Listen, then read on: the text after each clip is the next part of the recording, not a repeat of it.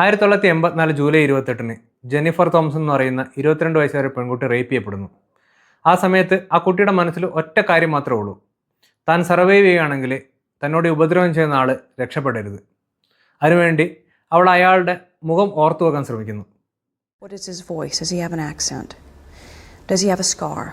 Is there a tattoo? He's raping you and you're studying his face. It was just trying to pay attention to a detail that if I survived, and that was my plan, I'd be able to help the police catch him.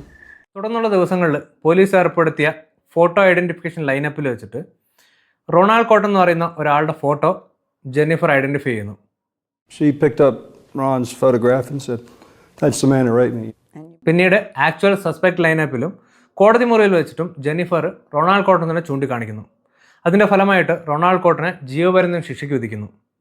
പക്ഷേ almost 11 വർഷം കഴിഞ്ഞ ശേഷം DNA ടെസ്റ്റിൻ്റെ അടിസ്ഥാനത്തിൽ Ronald cotton കുറ്റക്കാരനല്ലെന്ന് കോടതി വിധിക്കുന്നു. ഈ സമയത്തൊന്നും Jennifer Thomson കള്ളം പറയുകയല്ലായിരുന്നു. ഇന്നത്തെ വീഡിയോയിൽ നമ്മൾ ഡിസ്കസ് ചെയ്യാൻ പോകുന്നത് നമ്മുടെ മെമ്മറീസിനെ നമുക്ക് എത്രത്തോളം വിശ്വസിക്കാൻ പറ്റുന്നുള്ളതാണ്. Welcome to explain simply. നമ്മൾ പലരും വിശ്വസിച്ച് വെച്ചിരിക്കുന്നത് ഒരു മെമ്മറി ഉണ്ടാവുന്നത് ആ ഒരു ഇവൻറ്റ് നടക്കുന്ന സമയത്ത് നമ്മുടെ ബ്രെയിൻ ഒരു ക്യാമറ പോലെ ഒരു സ്റ്റാർട്ട് ബട്ടൺ പ്രസ് ചെയ്യുന്നുണ്ടെന്നും ആ ഒരു ഇവൻറ്റ് കംപ്ലീറ്റ്ലി റെക്കോർഡായ ശേഷം ഒരു ഫോൾഡറിനകത്ത് സേവ് ചെയ്ത് വെച്ചിട്ടുണ്ടായിരിക്കും. പക്ഷേ ഇവിടെ ആക്ച്വലി സംഭവിക്കുന്നത് നമ്മളൊരു കുട്ടിക്കാലത്ത് താമസിച്ചൊരു വീട്ടിലൊരു മെമ്മറി എടുക്കുകയാണെങ്കിൽ അതിലെ വിഷ്വൽ ഫാക്ടേഴ്സ് സേവ് ചെയ്തിരിക്കുന്നത് നമ്മുടെ ബ്രെയിനിലെ വിഷ്വൽ കോർട്ടക്സ് എന്ന് പറയുന്നൊരു ഭാഗത്താണ്.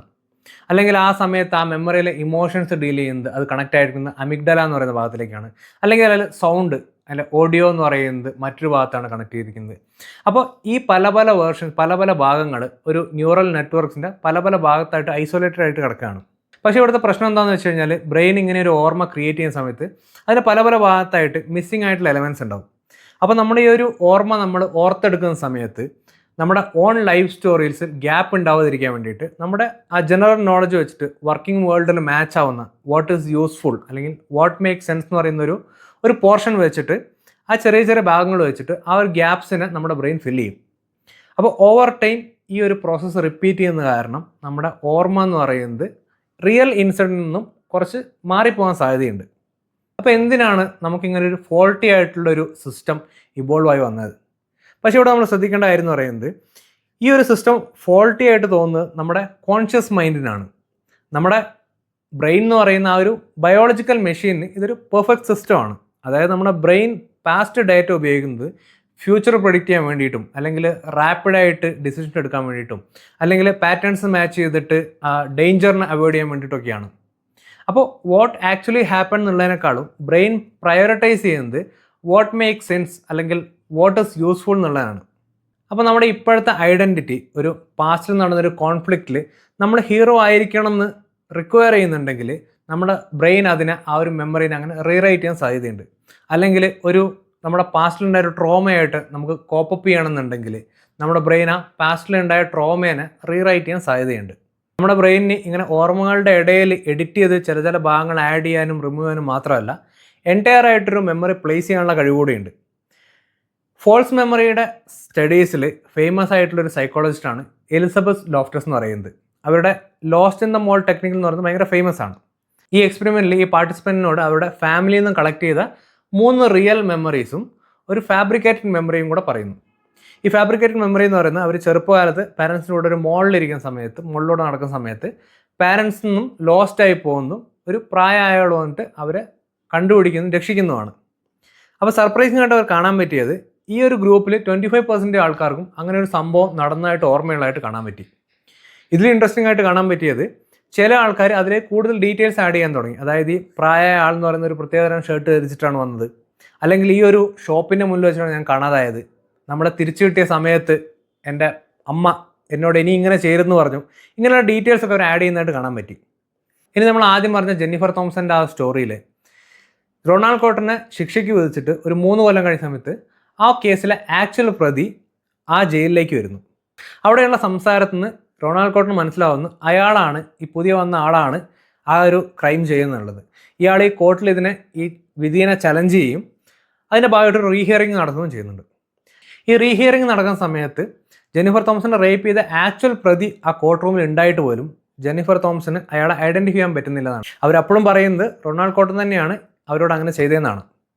അപ്പോൾ ഇതിൻ്റെ കാരണമായിട്ട് സൈക്കോളജിസ്റ്റ് പറയുന്നത് ആ ഒരു റൊണാൾഡ് കോട്ടനെ സ്പോട്ട് ചെയ്ത സമയത്ത് പോലീസ് കൊടുത്ത ഒരു പോസിറ്റീവ് അഫർമേഷൻസ് ആയിരിക്കും, അല്ലെങ്കിൽ യു ഡിഡ് ഗ്രേറ്റ് എന്ന് പറയുന്ന ചില വേർഡിങ്സ് ആയിരിക്കും അവിടെ മനസ്സിൽ ആ റൊണാൾഡ് കോട്ടൻ്റെ ആ പിക്ചർ ആഴത്തിൽ പതിയാനുള്ള കാരണം എന്നാണ്. ഇതിനാണ് നമ്മൾ ലിംഗ്വിസ്റ്റിക് ഫ്രെയിമിംഗ് എന്ന് പറയുന്നത്. അത് മനസ്സിലാക്കാൻ വേണ്ടി നമുക്ക് ഒരു എക്സ്പെരിമെൻറ്റും കൂടെ പറയാം. നമ്മൾ നേരത്തെ പറഞ്ഞ എലിസബത്ത് ലോഫ്റ്റസും ജോൺ സി പൊമർ എന്ന് പറയുന്ന 2 പേര് ചേർന്നിട്ട് ഒരു ഗ്രൂപ്പ് ഓഫ് ആൾക്കാർക്ക് ഒരു 2 കാർസ് തമ്മിൽ കൂട്ടിയിടിക്കുന്ന ഒരു മൈനർ ആക്സിഡൻ്റ് വിഷ്വൽസ് കാണിച്ചു കൊടുക്കുന്നു. എന്നിട്ട് ഈ പാർട്ടിസിപ്പൻറ്റിനെ 2 ഗ്രൂപ്പായിട്ട് തിരിച്ചിട്ട് ആദ്യത്തെ ഗ്രൂപ്പിലെ ആൾക്കാരോട് ഒരു ചോദ്യം ചോദിക്കുന്നു, how fast were the cars going when they hit each other. ഇനി രണ്ടാമത്തെ ഗ്രൂപ്പിനോട് ചോദിക്കുന്നത് how fast were the cars going when they smashed into each other എന്നാണ് ചോദിക്കുന്നത്. അപ്പോൾ ഈ ഹിറ്റ് എന്ന് കേട്ട ഗ്രൂപ്പിലെ ആൾക്കാർ റിപ്പോർട്ട് ചെയ്യുന്നത് ഒരു കുറഞ്ഞ സ്പീഡാണ്. സ്മാഷ്ഡ് എന്ന് കേട്ട ഗ്രൂപ്പിലെ ആൾക്കാർ റിപ്പോർട്ട് ചെയ്യുന്നത് ഒരു ഹയർ സ്പീഡാണ്. ഇനി ഇതേ ഗ്രൂപ്പിലുള്ള ആൾക്കാരെ കുറച്ച് ദിവസം കഴിഞ്ഞ് തിരിച്ചു വിളിച്ചിട്ട് അവരോട് ഒരു ചോദ്യം കൂടി ചോദിക്കുകയാണ്, ആ സീനിൽ, ആക്സിഡൻറ്റ് സീനിൽ ഈ വണ്ടിയുടെ ഗ്ലാസ് ഷാറ്റേർഡ് ആയിട്ട് കിടക്കുന്നുണ്ടായിരുന്നു എന്ന്. അവിടെയും ഈ സ്മാഷ്ഡ് എന്ന് കേട്ട ഗ്രൂപ്പിലെ ആൾക്കാർ വണ്ടിയുടെ ഗ്ലാസ് ഷാറ്ററായി കിടക്കുന്നുണ്ടായിരുന്നു റിപ്പോർട്ട് ചെയ്യുന്നുണ്ട്. അപ്പോൾ ഈ ഹിറ്റ് അല്ലെങ്കിൽ സ്മാഷ് എന്ന് പറയുന്ന ആ വേർഡ്സിന്, ആ ലിംഗ്വിസ്റ്റിക് ഫ്രെയിമിന് നമ്മുടെ മൈൻഡിലൊരു ബയസ് ഉണ്ടാക്കി എടുക്കുന്നുണ്ട്. നമ്മൾ ഫോർ എക്സാമ്പിൾ ഈ കോർട്ടിലും അല്ലെങ്കിൽ പോലീസ് ഇൻവെസ്റ്റിഗേഷനിലൊക്കെ ഈ ലീഡിങ് ആയിട്ടുള്ള ക്വസ്റ്റ്യൻസ് ചോദിക്കുന്നത് ആ ഒരു ഐ വിറ്റ്നസ്സിനായിക്കോട്ടെ അല്ലെങ്കിൽ ആ കേസിൽ ഇൻവോൾവ് ആയിട്ട് ആൾക്കാർക്ക് ഒരു ബയസ് ഉണ്ടാക്കാനുള്ള സാധ്യതയുണ്ടെന്നാണ് പറയുന്നത്. നമ്മുടെ മെമ്മറി ഇങ്ങനെ എഡിറ്റ് ചെയ്യപ്പെടുന്ന അല്ലെങ്കിൽ റീറൈറ്റ് ചെയ്യപ്പെടുന്നതിന് കാരണം എന്ന് പറയുന്നത് ഈ ഒരു ലോങ് ടേം സ്റ്റോറേജിൽ സേവ് ചെയ്ത് വെച്ചിരിക്കുന്ന നമ്മുടെ ആ മെമ്മറി വർക്കിംഗ് മെമ്മറിയിലേക്ക് വരുന്ന സമയത്ത് അത് ഭയങ്കര വൾണറബിൾ ആവുന്നുണ്ട്. അതായത് ഈ മെമ്മറീസിനെ ഹോൾഡ് ചെയ്തിരിക്കുന്ന ന്യൂറൽ പാത്വേസ് കെമിക്കലി അൺസ്റ്റേബിൾ ആവുന്നുണ്ട്. അപ്പോൾ അത് വർക്കിംഗ് മെമ്മറിയിൽ എത്തുന്ന സമയത്ത് ആ സമയത്ത് നമ്മുടെ ഇമോഷൻസ്, നമ്മുടെ സറൗണ്ടിൽ നടക്കുന്ന കാര്യങ്ങൾ, ഇതൊക്കെ ആ മെമ്മറിനെ എഫക്റ്റ് ചെയ്യാൻ സാധ്യതയുണ്ട്. ഓരോ പ്രാവശ്യവും ഈ ലോങ് ടേം സ്റ്റോറേജിൽ നിന്ന് വർക്കിംഗ് മെമ്മറിയിൽ എടുക്കുന്ന ഈ മെമ്മറീസിനെ ബ്രെയിനിന് തിരിച്ച് സേവ് ചെയ്യേണ്ട ആവശ്യമുണ്ട്. അതിനെയാണ് നമ്മൾ മെമ്മറി റീകൺസോൾട്ടേഷൻ എന്ന് പറയുന്നത്. ഓരോ പ്രാവശ്യം ഈ റീകൺസോൾട്ടേഷൻ നടക്കുന്ന സമയത്താണ് നമ്മുടെ ആ ഒരു മെമ്മറി എന്ന് പറയുന്നത് ഒറിജിനൽ ലെവലിൽ നിന്നും ദൂരേക്ക് അകന്നു പോകുന്നത്. അതായത് നമ്മളൊരു മെമ്മറീനെ ഓർത്തെടുക്കുന്ന സമയത്ത് നമ്മൾ ആ ആക്ച്വൽ ഇവൻറ്റിനെ അല്ല ശരിക്കും ഓർത്തെടുക്കുന്നത്.